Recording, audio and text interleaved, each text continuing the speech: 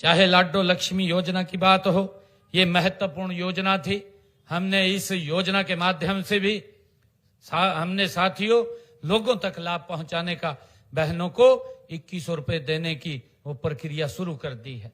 मैंने पहले ही बजट के अंदर 5000 करोड़ रुपया उसका रिजर्व कर दिया था। धीरे धीरे करके उसको हम आगे बढ़ाने वाले हैं।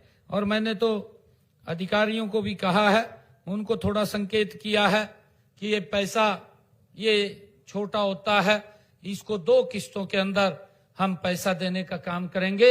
एक किस्त उनको हम पूरा का पूरा पैसा जब इकट्ठा हो जाएगा विद ब्याज उन तक पहुंचाने का काम करेंगे, ताकि गरीब व्यक्ति कोई ना कोई अपना कार्य कर सके और वो भी कोई बिजनेस कर सके या परिवार को आगे बढ़ा सके। उसके लिए हमने अधिकारियों को कहा है कि एक बार इसके ऊपर बात करके आप लोग इसको आगे करिए। और अपने प्रवचनों में हम सबको भाइयों ये रास्ता दिखाया है।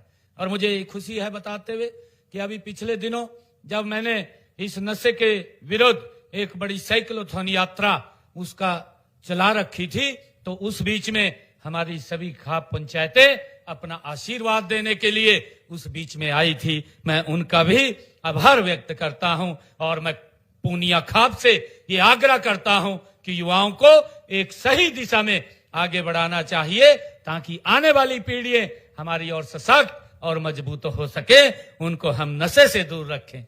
साथियों, मैं आप लोगों से यह भी अपील करना चाहूंगा कि हम युवाओं को शिक्षा, खेल और तकनीकी में हम उनको आगे बढ़ाने का काम करेंगे। साथियों, और समाज व खाप मान सम्मान को हमेशा हम ऊंचा रखेंगे। मैं युवा साथियों से ये कहना चाहता हूं, मुझे खुशी है कि आज जब हम दादा बाणदेव जी का जो सपना था, उस सपने को हमने धरातल पर उतारते हुए उसको आगे बढ़ाने का काम करना है।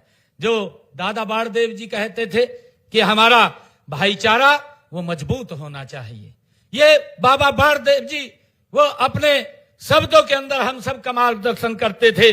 और वो कहते थे कि परिवार एकजुट होना चाहिए, और जब भाईचारा मजबूत होगा, परिवार एकजुट होगा, तो साथियों और हर घर में सम्मान और संस्कार, सुरक्षा ये बनी रहेगी जब हम ये काम करेंगे। ये बाबा बाणदेव जी ने हमें ये शिक्षा दी है। साथियों, मुझे खुशी है कि हमारी सरकार बाबा बाणदेव जी के उस दिखाए हुए मार्ग के ऊपर निरंतर आगे बढ़ रही है। हम सब जानते हैं कि कल मैं बड़ खालसा के अंदर था। बड़ खालसा में गुरु तेग बहादुर जी का जो 350वां साला दिवस हम सब हरियाणा सरकार बड़े पद्धर के ऊपर मना रही है। उस जो हमारे गुरु के परम शिष्य थे, उन परम शिष्यों में चाहे हमारे खुशहाल सिंह जी दैया, चाहे भाई जैता जी, हमारे जिन्होंने गुरु जी के साथ मिलकर के बड़ी कुर्बानियां देने का काम किया है। आज हम हरियाणा के अंदर गुरु तेग बहादुर जी के उस 350वें साला दिवस की उसको हम बड़े पद्धर के ऊपर मना रहे हैं। और उसको लेकर के 25 तारीख को देश के यशस्वी प्रधानमंत्री, जिसका जिक्र भी किया गया है कि आदरणीय नरेंद्र मोदी जी हरियाणा के अंदर आ रहे हैं। 2 बड़े कार्यक्रम हैं। गुरु तेग बहादुर जी का 350 साल, जिन्होंने इस राष्ट्र, इस धर्म की रक्षा के लिए अपना शीश तक दे दिया। उन्होंने धर्म नहीं बदला, अपना शीश दे दिया। ये कुर्बानी, ये ऐसी तपस्या, ऐसा इतिहास ये दुनिया में किसी के पास देखने को नहीं मिलता। ये इतिहास अगर देखने को मिलता है, ये भारत के अंदर हमारी संस्कृति का आधार है भाइयों, हमें देखने को मिलता है। और उनके उस बलिदान को, जो उन्होंने बड़ा महाबलिदान दिया है, समाज के हित में दिया है, समाज की एकजुटता के लिए दिया है। जब औरंगजेब, वो मुगल क्रूर शासक, जब वो इस प्रकार का उसने फरमान जारी किया हुआ था कि मैं भोजन तब करूंगा जब 1.25 मण जनेऊ मेरे सामने तोल करके रखे जाएंगे। कितना अत्याचार वो कर रहा था। वो अंग्रेज औरंगजेब क्रूर शासक, लोगों के ऊपर कितना वो क्रूर उसका शासन था। उनके ऊपर अत्याचार कर रहा था, महिलाएं सुरक्षित नहीं थी, बेटियां सुरक्षित नहीं थी। और उस समय के अंदर जब कश्मीरी पंडित इकट्ठे होकर के गुरु तेग बहादुर जी के पास गए और उन्होंने कहा गुरु तेग बहादुर जी को कि हमें इतने अत्याचार हमारे ऊपर हो रहे हैं, गुरुजी हमारे कुछ आप इसके ऊपर समाधान निकालिए। उनकी बात को गुरुजी ने सुना, गुरु तेग बहादुर जी ने उनकी बात को सुना और सुन करके गुरु तेग बहादुर जी ने कहा, उन्होंने कहा कि इसको रोकने के लिए किसी बड़े व्यक्ति को अपना बलिदान देना पड़ेगा। उनके साथ ही गुरु गोविंद सिंह जी जो मात्र 9 वर्ष के थे, उनके साथ ही बैठे थे। गुरु गोविंद सिंह जी ने कहा, पिताजी आपसे बड़ा कौन बलिदानी हो सकता है? आपके पास ये लोग गाए हैं, आपने कहा है कि बड़ा बलिदान दे सकते हैं, आपसे बड़ा बलिदान कौन दे सकता है? तुरंत गुरु तेग बहादुर जी ने उन कश्मीरी पंडितों को कहा कि जाइए आप उस औरंगजेब को जाकर के बोल दीजिए कि गुरु तेग बहादुर जिस दिन अपना धर्म परिवर्तन करेगा, हम उस दिन अपना धर्म परिवर्तन कर लेंगे। भाइयों, यह इतिहास है हमारा, है यह इतिहास है, परंतु उस इतिहास को जन जन तक पहुंचाने का जिम्मा ये हमारी सरकार ने ये इसी प्रकार उठा रखा है, संत प्रचार प्रसार समिति के माध्यम से, कि हमारे जो महापुरुष हैं उन महापुरुषों के दिवसों को हम राज्य स्तर के ऊपर मनाने का काम करते हैं। और कल उसी कड़ी के अंदर खुशहाल सिंह जी दैया, जो उस क्रूर शासक औरंगजेब ने जब गुरु तेग बहादुर जी उनकी बात को बोल करके वो औरंगजेब को मिलने के लिए जब गए, औरंगजेब ने उनको गिरफ्तार कर लिया और गिरफ्तार करके बंदी बना लिया, उनको बंदी बना लिया, तरह तरह की यातनाएं दी गई, उनको प्रलोभन भी दिए गए और इस प्रकार के प्रलोभन दिए गए कि आप अपना धर्म बदल दें। परंतु गुरु तेग बहादुर जी ना तो उनके अत्याचारों के सामने वो झुके, ना प्रलोभन के अंदर आए, और उन्होंने भाइयों धर्म परिवर्तन नहीं किया। और औरंगजेब ने ये फरमान जारी किया कि गुरु तेग बहादुर जी का सर धड़ से अलग कर दिया जाए। भाइयों, जब वो उनका धड़ से सर अलग कर दिया, वो क्रूर औरंगजेब उसको अपमानित करना चाहता था, परंतु हम देखते हैं कि जब गुरु तेग बहादुर जी का शीश अलग किया गया, उस वक्त एक बहुत बड़ा तूफान आया और उस तूफान के अंदर उनके शरीर को हमारे लखी शाह जो बंजारा है हमारे, वो उठा करके ले गए और उनके जो शीश था उस शीश को भाई जैता जी उठा करके ले गए।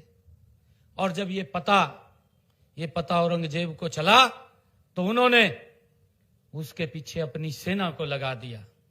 जब भाई जैता जी शीश को लेकर के जा रहे थे और उन्होंने कहा कि हम गुरु तेग बहादुर जी का शीश आनंदपुर साहब लेकर के जाएंगे, वहां पर उसका सम्मान से संस्कार करेंगे।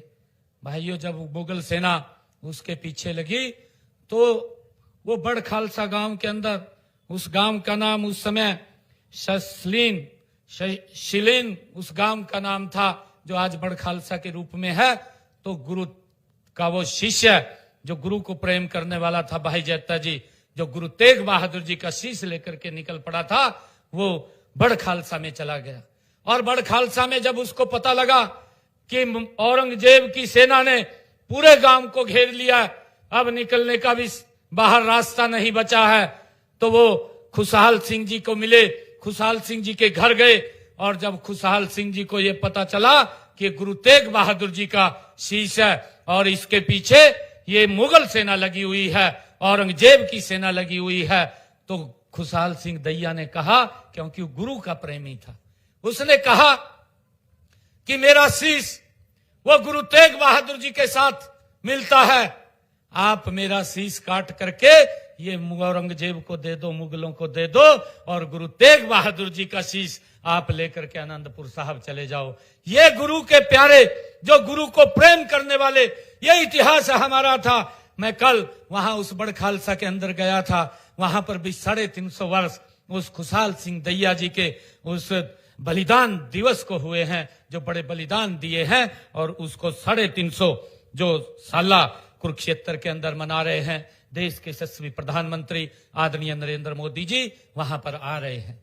उसका निमंत्रण आप सबको हमारे हरियाणा प्रदेश के प्रभारी आदरणीय सतीश पूनिया जी ने भी आप सबको दिया है, और मैं भी आप लोगों से आग्रह करता हूं कि इस इतिहास को हम जिंदा हमें रखना चाहिए, उस इतिहास को घर घर में हमें पहुंचाना चाहिए, और हम गुरु तेग बहादुर जी के उस बलिदान दिवस के अवसर पर कुरुक्षेत्र में भारी संख्या के अंदर हमें वहां आना चाहिए। साथियों, बाबा दादा बाड़देव जी, उनके जीवन से प्रेरणा लेकर के निरंतर हमारी सरकार आगे काम कर रही है।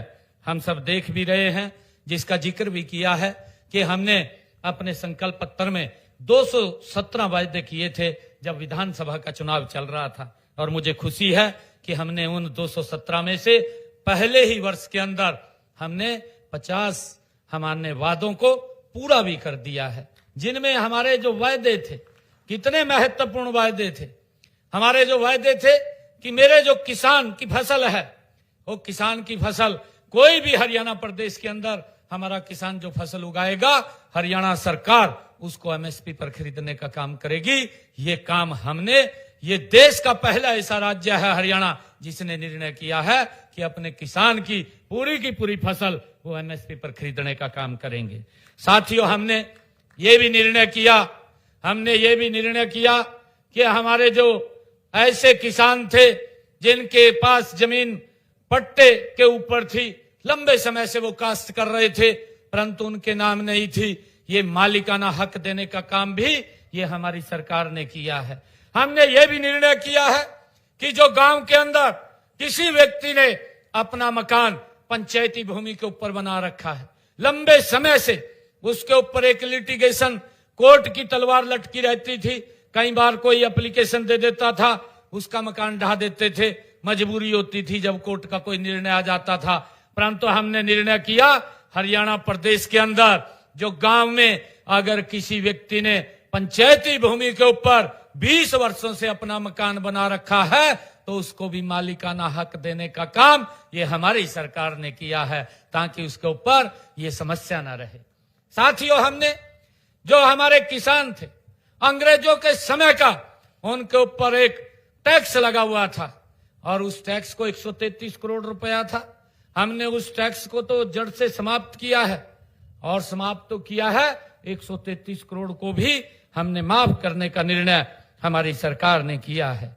साथियों, मुझे खुशी है आज इस पुनिया खाप के बीच में जब मैं आया हूं कि दादा बाड़देव जी महाराज, जिनका जीवन हमें प्रेरणा देता है, और उस प्रेरणा को लेकर के हम निरंतर आगे बढ़ करके काम कर रहे हैं।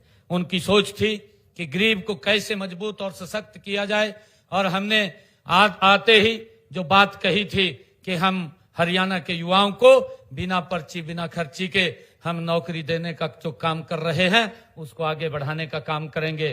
भाइयों, मेरे पास हरियाणा के जब युवा आए थे कि रिजल्ट रुका है, मुख्यमंत्री जी आप रिजल्ट निकाल दें। मैंने कहा कि अभी तो नहीं निकाल सकता, परंतु 8 तारीख के बाद जब आप सबका हरियाणा प्रदेश के लोगों का आशीर्वाद मिलेगा, तो मैं सख्त बाद में लूंगा। पहले आपको ज्वाइनिंग लेटर दूंगा। 25,000 बच्चों को बिना पर्ची खर्ची के हरियाणा सरकार के अंदर नौकरी देने का काम किया है। साथियों, निरंतर हमारी सरकार काम कर रही है। हमने ये भी कहा था, जिन परिवारों की इनकम 1,80,000 रुपए से कम है, ऐसी माताओं की रसोई में 500 रुपए का गैस का सिलेंडर पहुंचाने का काम ये हमारी सरकार करेगी। ऊपर का जो पैसा होगा वो हरियाणा सरकार देने का काम करेगी।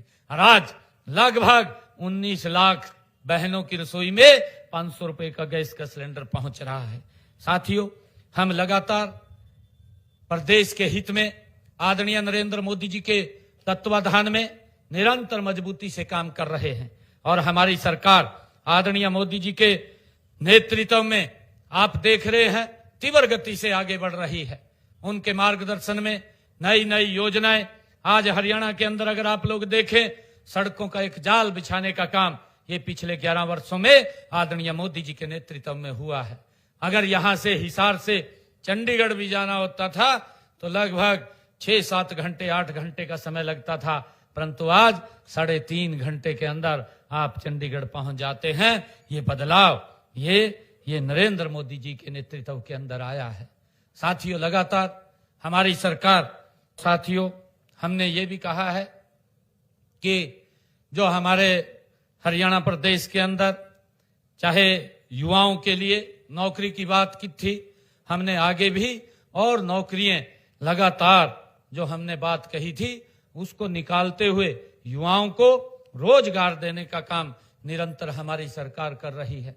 साथियों, चाहे हरियाणा प्रदेश के अंदर इंडस्ट्रियल जोन बनाने की बात हो, हमने हरियाणा प्रदेश के अंदर अपने बजट भाषण के अंदर ये बात कही थी कि हम हरियाणा में 10 नई IMT खोलेंगे। उसकी प्रक्रिया तेजी से चल रही है। लगभग 2-3 IMT की जमीन हम शीघ्र ही ले लेंगे ताकि हरियाणा के अंदर रोजगार के साधन खड़े हों। उसको लेकर के हमारी सरकार काम कर रही है। साथियों, मैं आज आप सबको इस अवसर के ऊपर बहुत बहुत बधाई भी देता हूं, आप सबको शुभकामनाएं भी देता हूं कि परम पूज्य दादा बाणदेव जी महाराज उनके जन्म दिवस के ऊपर हम एकत्र आए हैं। और मैं एक बार फिर पूनिया खाप का, मैं आयोजकों का और समाज के सभी महानुभाव का, मैं इस सम्मेलन के जो महासम्मेलन का आयोजन आप लोगों ने किया है, इस आयोजन के लिए मैं आप सबका बहुत बहुत आप सबको बधाई और शुभकामनाएं देता हूं। आप सबका धन्यवाद करता हूं। और हमारे सुरेंद्र पूनिया जी ने कुछ मांगे यहाँ के लिए रखी थी। एक इन्होंने कहा था कि गांव खरक पूनिया में एक सामुदायिक केंद्र का निर्माण किया जाए। मैं इसकी घोषणा करता हूं। खरक पूनिया में सामुदायिक केंद्र का निर्माण किया जाएगा। और दूसरा, पुस्तकालय की बात वो सुरेंद्र पूनिया जी ने कही, यहाँ पर खरक पूनिया में एक पुस्तकालय भी खोला जाएगा जिससे कि हमारे बच्चों को उसका बड़ा लाभ मिलेगा।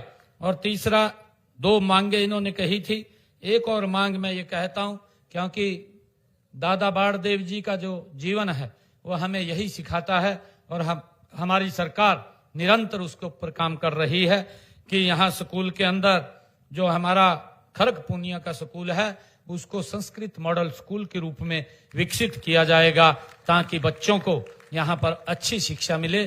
क्योंकि माँ बाप सोचता है कि हमारा बच्चा वो अंग्रेजी स्कूल के अंदर पढ़े, परंतु उसको खरक पूनिया में ही ये सारी सुविधाएं इसी सरकारी स्कूल के अंदर मिलेंगी। इसकी भी मैं आज घोषणा करता हूं।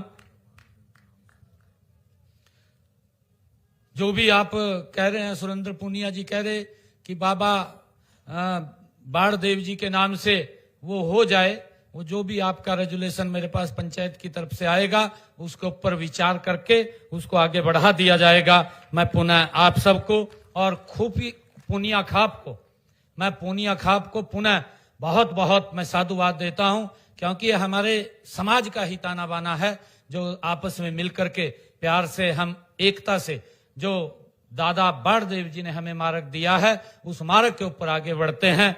तो जो मोदी जी का संकल्प है कि हमने विकसित राष्ट्र बनाना है, तो उस विकसित राष्ट्र में इन खाप के हमारे प्रतिनिधियों की एक बड़ी भूमिका होती है। मैं आप सबको इस अवसर पर बहुत बहुत बधाई और शुभकामनाएं देता हूं।